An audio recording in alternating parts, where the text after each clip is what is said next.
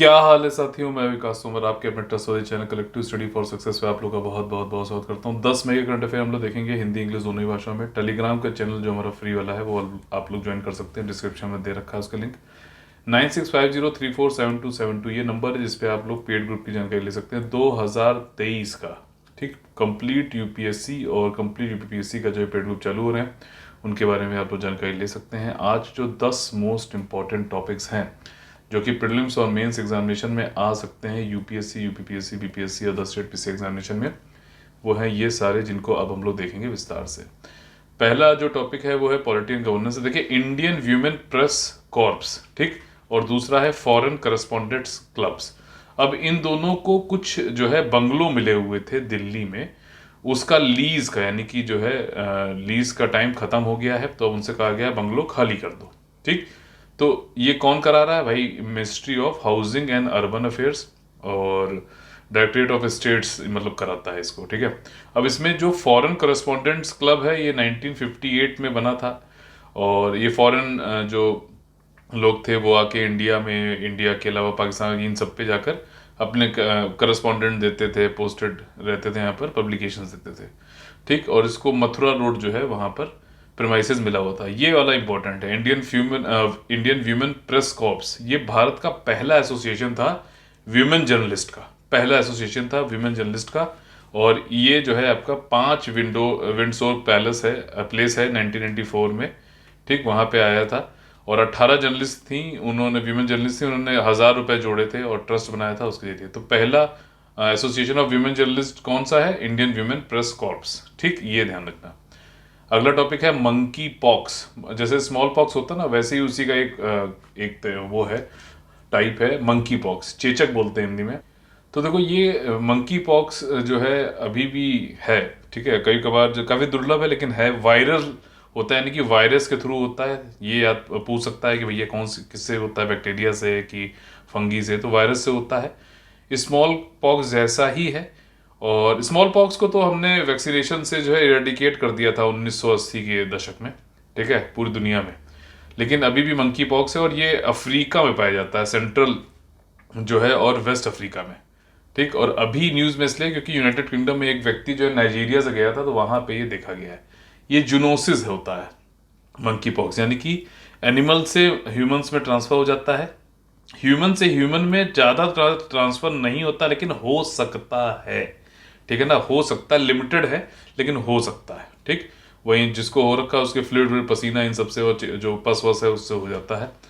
और यहाँ पर WHO ने अभी बताया है कि 2 तरीके के यहाँ पर होते हैं ये मंकी पॉक्स। एक वेस्ट अफ्रीकन क्लेड है और दूसरा कॉन्गो बेसिन क्लेड है। ठीक, सेंट्रल अफ्रीकन क्लेड बोला जाता है इसको।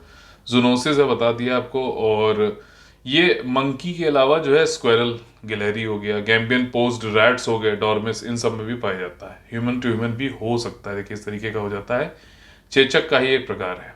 ठीक, अगला टॉपिक है मेस्टोडॉन। देखो, ट्विटर को खरीद लिया है दुनिया के सबसे अमीर आदमी एलॉन मस्क ने। तो अब लोग जो है, लोगों को लग रहा है कि अब यहाँ पर जो है, अब क्योंकि ये कंपनी अब प्राइवेट, पहले पब्लिक थी, अब ये प्राइवेट कंपनी हो गई, तो लोगों को लग रहा है कि पता नहीं ट्विटर क्या इसका रहेगा, तो लोग ऑल्टरनेटिव ढूंढ रहे हैं। तो मेस्टोडॉन एक सोशल मीडिया माइक्रो ब्लॉगिंग, जैसे होता है ना कि ट्विटर में कुछ लेटर्स ही आपको मिलते हैं, उसी में आपको लिखना होता है कम कम, तो उसी तरीके का ये सोशल मीडिया प्लेटफॉर्म है, एक विकल्प की तरीके से लोग जो है इसको यूज़ कर रहे हैं। इसमें क्या होता है, इसमें आप मतलब ये ओपन सोर्स है, कोई भी इसमें जा सकता है, बना सकता है अपना इंस्टांसेस। जैसे हम लोग टेलीग्राम पे चैनल बनाते हैं ना, वैसे ही इसमें जो है उसको इंस्टांस बोलते हैं।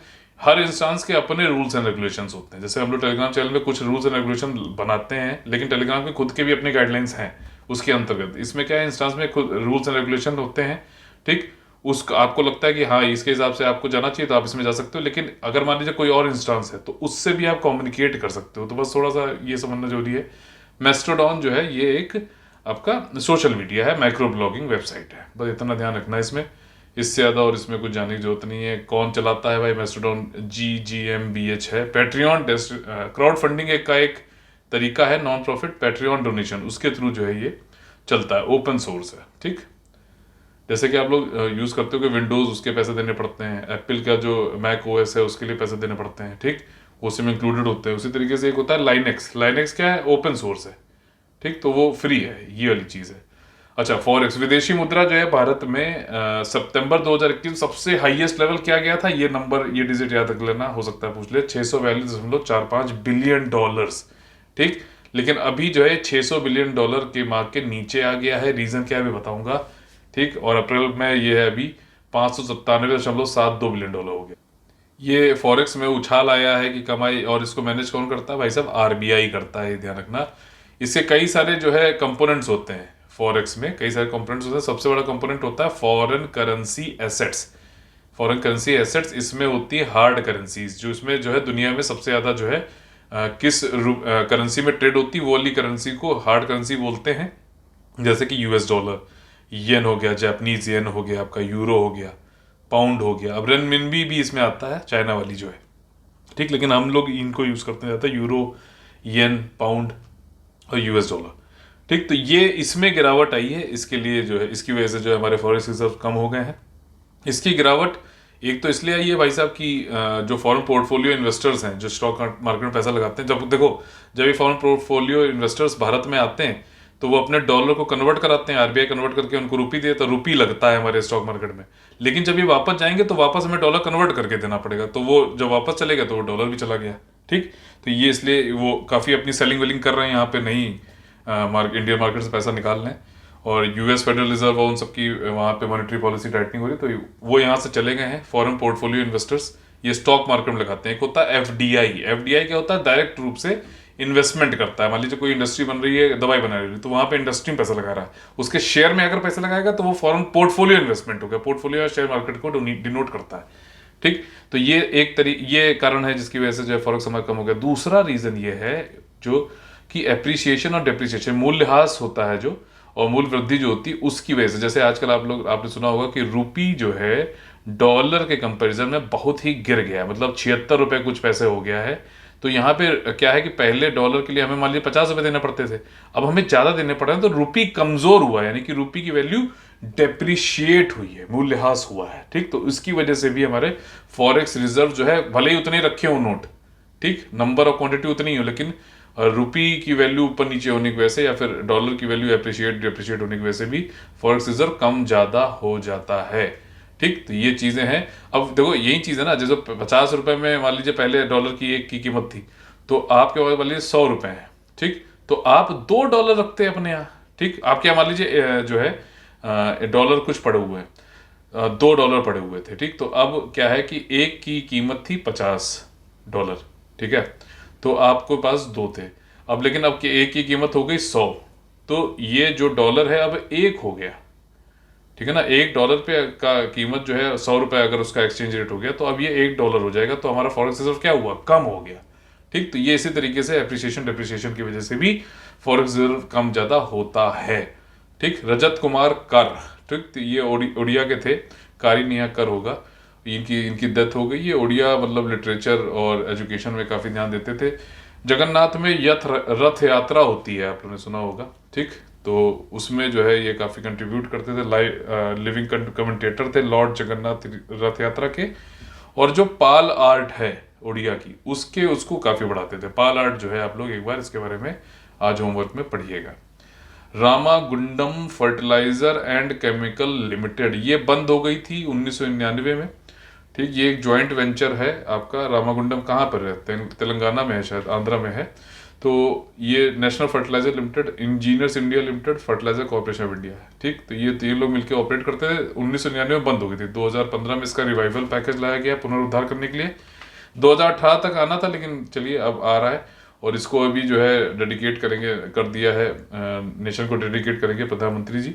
और ये gas based urea manufacturing plant है, यानी कि यूरिया क्या होता है, नाइट्रोजन, ध्यान रखना। ठीक, नाइट्रोजन फर्टिलाइजर जो है यहाँ पर दिया जाता है, यूरिया में होता है। तो ये गैस बेस्ड है, कोयला बेस्ड नहीं है, तो ये भी एक अच्छी बात है, थोड़ा सा क्लाइमेट चेंज को वो कर रहा है, इन्वायरमेंट फ्रेंडली हो जाएगा। ठीक, तो इसको जो है अभी किया जाएगा। रामागुंडम फर्टिलाइजर केमिकल लिमिटेड, बताइए किस स्टेट में है, कमेंट करके। अगला टॉपिक है state of the world's best bird. ठीक है ना, विश्व के पक्षियों की स्थिति।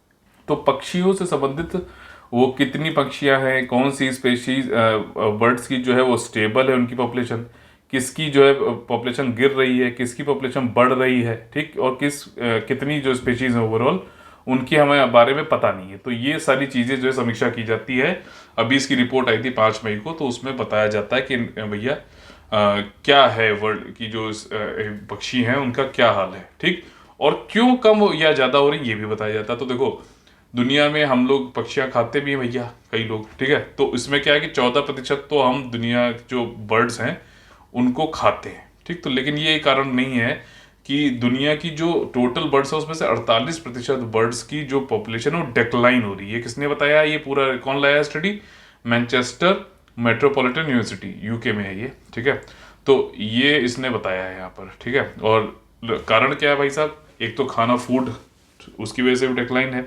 दूसरा जो है कि आपका क्लाइमेट चेंज और ह्यूमन फुटप्रिंट, हम जो है धीरे धीरे क्या है कि पेड़ वेड़ काटते जा रहे हैं, ये सब काटते आ रहे हैं, कंक्रीट जो है जंगल बनाते हैं, तो इसकी ये भी एक कारण है। तो ह्यूमंस का बड़ा वो है, ओवर एक्सप्लॉयटेशन है, ठीक। मैनी सोर्सेस का ओवर एक्सप्लॉयटेशन क्या होता है? जैसे कि आप कुछ खा रहे हो, बर्ड्स खा रहे हो, ठीक है, तो वो हो गया कॉमन, आप पेट की तरह उनको कर रहे हो, तो ये सब कारण होते हैं कि डायरेक्ट ओवर एक्सप्लॉयटेशन, अति शोषण इसको बोलते हैं प्रत्यक्ष रूप से।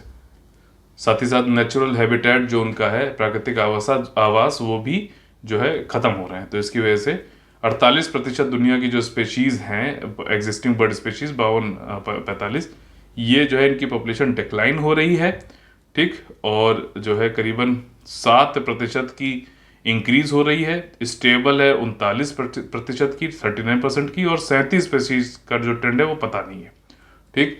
और सर्वाइविंग बर्ड है उनको हम कॉमन और एग्जॉटिक पेट्स की तरह यूज करते हैं 37% बर्ड्स को, और 14% जो है हम फूड की तरह करते हैं। तो 48%, ये सारे जो फैक्ट्स हैं वो क्वेश्चन में, मेंस में, या फिर इधर भी प्रीलिम्स में भी पूछ सकता है। बहुत ही बढ़िया एक न्यूज़ आई है आर्ट एंड कल्चर से, राखी गढ़ी स्केलेटन। क्या है कि इंडस वैली सिविलाइजेशन का जो है एक्सटेंट आपको पता है, इंडिया पाकिस्तान जो आज का है वहाँ पे है पूरा, और इंडस रिवर के आसपास ही है। तो इसमें राखी गढ़ी आपका हिसार डिस्ट्रिक्ट हरियाणा में पाया जाता है। तो वहाँ पे भी जो है ये साइट है आपकी हड़प्पन सिविलाइजेशन की। तो इसमें 2 विमेन के कंकाल मिले थे, ठीक। तो ये सिमेट्री है RGR 7, सिमेट्री वाला कब्रिस्तान है, वहाँ पे 2 विमेन्स के कंकाल मिले थे, 5,000 साल पुराने हैं। तो ये सब कौन कर रहा है भैया? आर्कियोलॉजिकल सर्वे ऑफ इंडिया कर रहा है, मतलब एक्सकवेशन करना, फिर उस पर शोध करना, ये सारी चीज़ें जो है। तो अब इसमें हमें ये पता चल सकता है भैया उनकी क्या फूड हैबिट्स थी, कैसे हमारे पूर्वज थे। साथ ही ये भी बोला गया कि ये विमेंस को जो है ज्वेलरी पहनी हुई थी, तो ज्वेलरी क्या थी, कैसे रहन सहन था, ये सारी चीज़ें यहाँ पर पता लगाई जाएंगी डीएनए सैंपल्स के थ्रू, ठीक। डीएनए सैंपल जो है के थ्रू बोन से निकाला जाएगा, उससे जो है पता करेंगे, ठीक।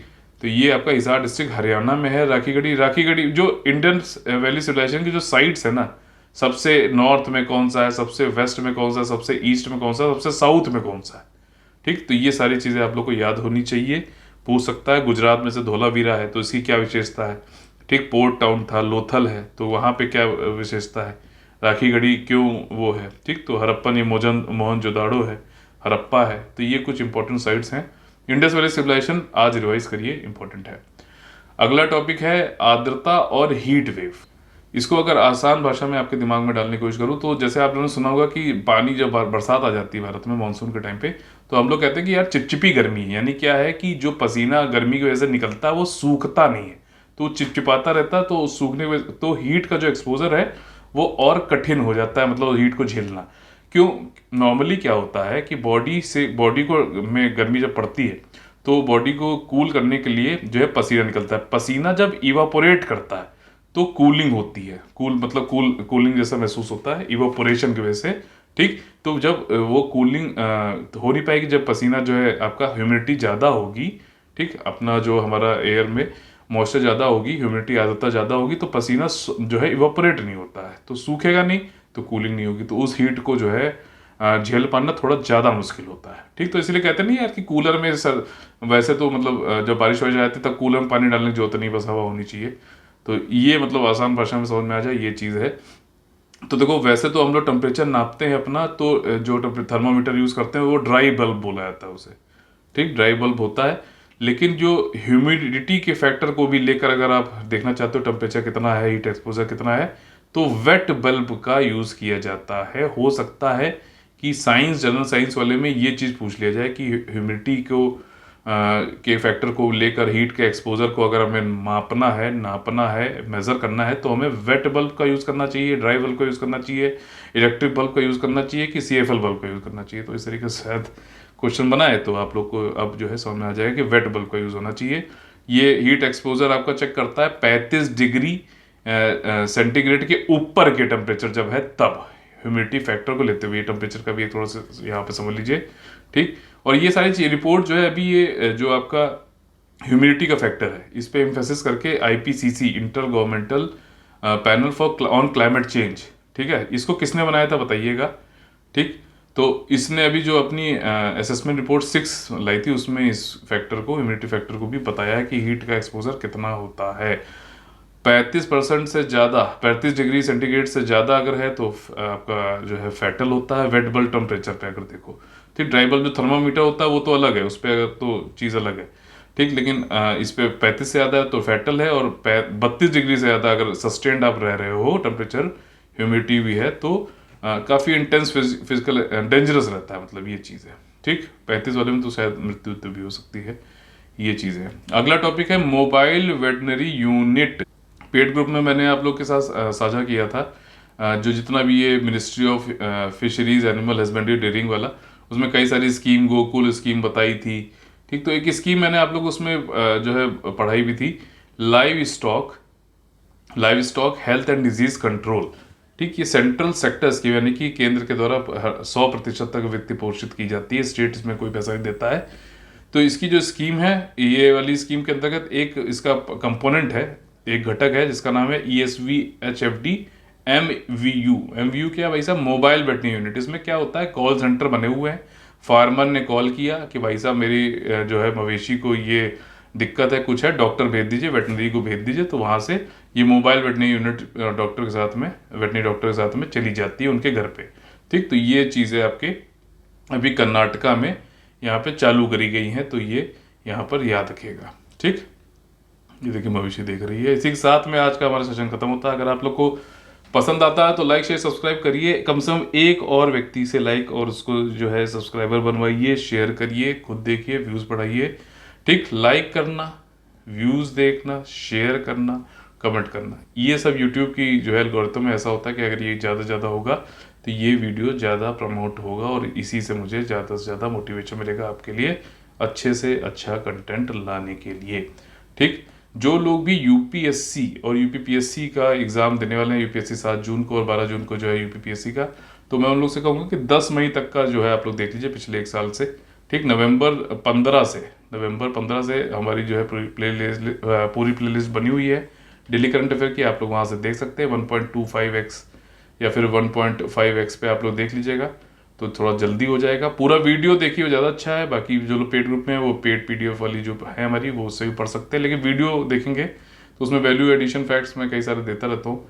तो वो ज़्यादा बढ़िया रहेगा, ठीक। तो 10 मई तक का देख लीजिएगा। बाकी जो है आप लोग की मर्जी है, रोज़ आधा घंटा आप लोग दे सकते हो, तो बस खाली देख लीजिएगा, नोट्स वोट्स बनाने की भी जरूरत नहीं है। एग्जाम देख लीजिए, फिर उसके बाद एग्जाम कर लीजिए, उसके बाद फिर इसको कर लीजिएगा। तो 10 मई से पीछे जो है 1 साल तक का आप लोग को करंट अफेयर करना है। तो चलिए कल फिर से मुलाकात होगी सुबह 6 बजे, तब तक ले आप लोग से लेते हैं अलविदा। जय हिंद, जय Bharat, all the very best, Vande Vande Mataram.